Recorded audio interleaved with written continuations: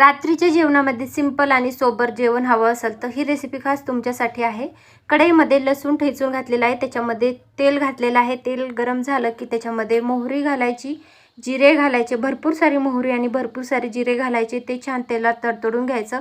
3 शिट्ट्या केलेलं कुकरमधलं जे वरण असतं 2 ग्लास पाणी घालून अर्धा ग्लास मुगाची डाळ स्वच्छ धुवून कुकरला लावायची, 3 शिट्ट्या काढून घ्यायच्या, फेटून घ्यायची।